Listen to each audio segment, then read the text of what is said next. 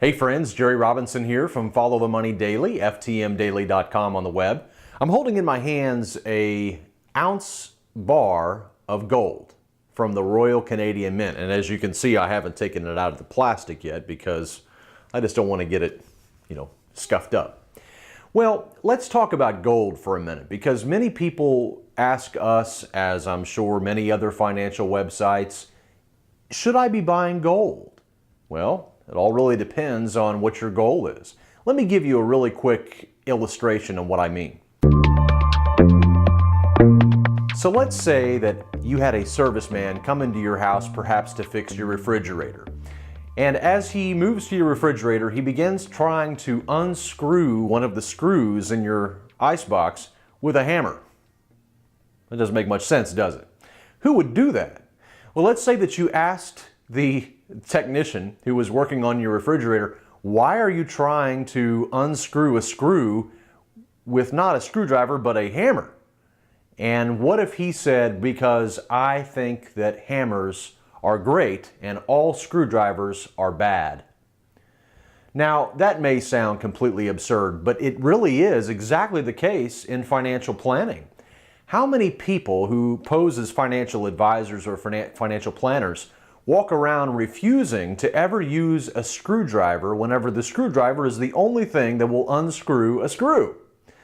Well, that's exactly what we talk about when we talk about gold. Gold is a tool, just as any kind of other financial asset is only a tool.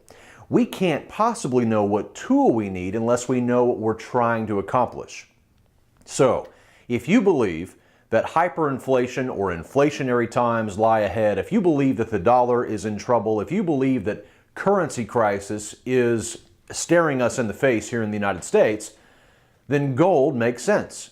But if you believe in the government, if you believe that the government can stave off a collapse, if you believe that they are going to be able to continue to finance these debts that they have created well over now $200 trillion, according to some economists, when you count in the unfunded liabilities, then you don't need gold. Gold should be purchased as insurance. It should be purchased as something that you want to have in your portfolio in case of a major crisis. And I believe, friends, in my own view, that crisis is here and it's going to continue to worsen. So for me, gold makes sense. Now, some people would say, well, that sounds great. I should buy gold, lots of gold. In fact, I should take all of my money and put it all into gold because I believe that the currency crisis will come. Well, that's not a very good idea, and let me explain why. If we put all of our money into one thing and then the rules of the game change, then you could be devastated. Now, what are the rules of the game and who sets them? The rules of the game are made up by our Congress, and they are found in the Federal Income Tax Code. So our federal tax code contains all of the rules of the game, and at any time, the Congress can change those rules, and they can either harm you or help you based upon how you are diversified. It's always a very bad idea to put all of your money into any one thing, not because you couldn't make a wise decision by doing that, but because the rules of the game can change. This is why it's so important to be widely diversified and have your assets spread out across various asset classes. Now, one final thing about gold. How much should you own if you're going to own it? Well, I can't answer that question for you. That is a question that you want to ask a financial advisor. But what I can tell you is what I do. And I believe that up to 25, even up to 30% of your investment money, not your savings money, but your investment money, could be apportioned to things like precious metals.